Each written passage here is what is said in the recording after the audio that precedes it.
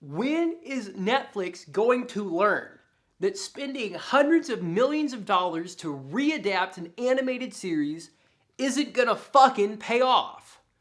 I'm sick and tired of this company spending hundreds of millions of dollars to butcher my favorite animated series just so freaking normie white people can be comfortable watching anime.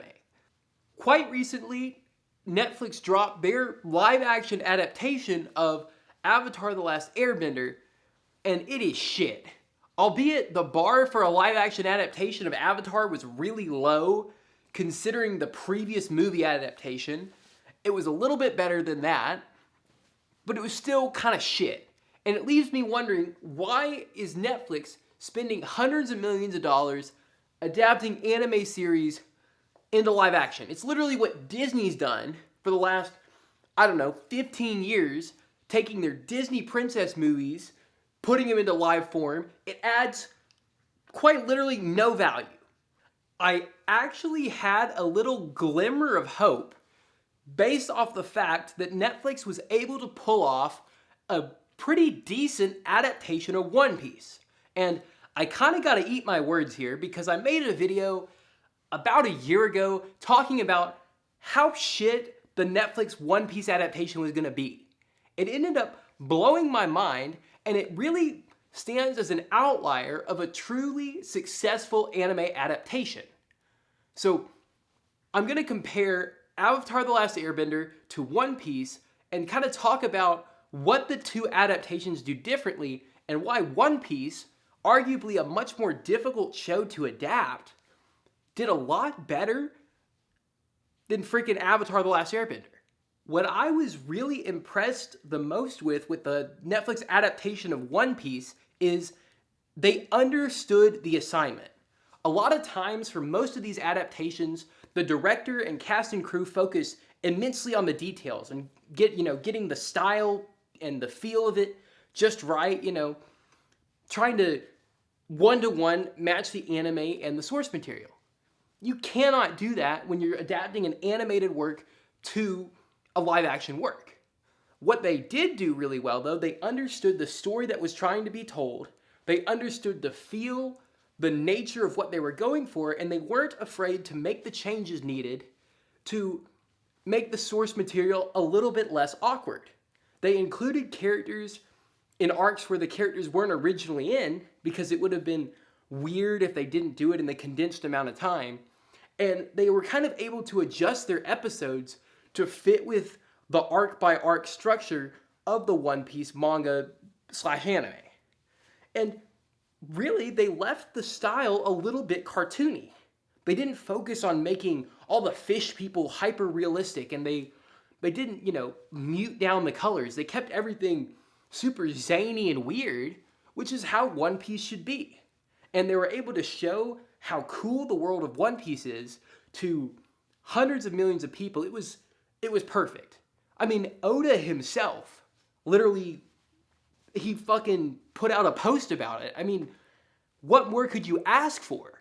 The real problem with the Netflix adaptation of Avatar is that the creators didn't really understand their assignment, right? They didn't do their homework. If they watched the original Avatar series, think about the intrigue the original Avatar series had. I mean, it starts out, there are these two Inuit dudes in a kayak, and they just run across this bald-ass kid just chilling in an iceberg. Like, what? You don't know who this kid is. You don't understand anything about the world. Instantly, you're just hooked within the first 5 minutes of the series, right? Over time, you get exposed to all this world building. You realize how bad the Fire Nation is, that they gassed the air monks. I mean, I remember watching that and seeing Aang's emotional outbursts, and you're like, holy cow, this is metal as fuck. Think about how the Netflix series did it.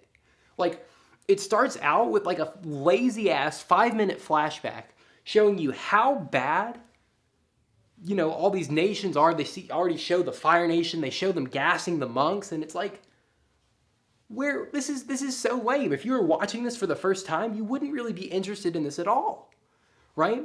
And on top of that, the real appeal for me of the original show was you have these kids. I mean, it's a really character-driven story, right? Where you have all these kids who don't really know anything. They're really inexperienced. They don't really know anything about the world. I mean, Katara's a bitch. I mean, she's a nitpick. Katara's a nitpick.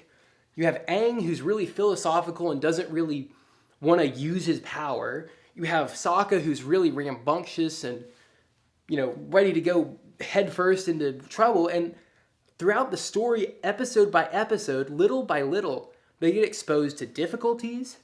They have to kind of learn on their feet. And by the end of the series, they become these really strong, heroic warriors. Think about the Netflix series. They're taking arcs from later in the series. They're putting them earlier. I mean, I remember the jet arc and the flying engineer dude. They just smashed those together in front of the King Boomy arc. Why? Just for the fucking sake of doing it to save time or whatever. There was no consideration for how these characters grow. I mean, think about it. Katara went from not being a waterbender to being a really badass waterbender in one episode. It took her a whole season to get that in the original series, right? I mean, it just blows my mind. The original people were so thoughtful in how they did this. It's clear the Netflix cast and crew didn't understand what they were doing. This really brings me to my point of the video, and it's this question here.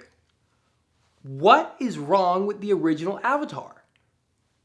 Nothing. There's nothing wrong with the original Avatar series. It's a little bit old maybe, and I know people are scared of like anime and animated stuff, but there's nothing wrong with the original series. And so Netflix paid $120 million for an inferior, mid-shitty version of Avatar. Like, to put this into perspective, the entire first season of Avatar, the original version, could probably have been made with like the budget of one episode of the Netflix remake. Like, we could have had 8 seasons of a Legend of Korra-esque spin-off of the Avatar series. Instead, we got this shitty live-action remake. And it's, why? What is the value of this? It's the same thing Disney's been doing for the last 15 years. There's no value in it. Anyways, I'm going to shut up. Let me know what you think down in the comments below. Show me some love. Like, comment, subscribe, share this video with your friends. If you like my cute face, I make a lot of anime-esque content similar to what you've just witnessed if you got to this point. And I will see you gamers later. Bye-bye.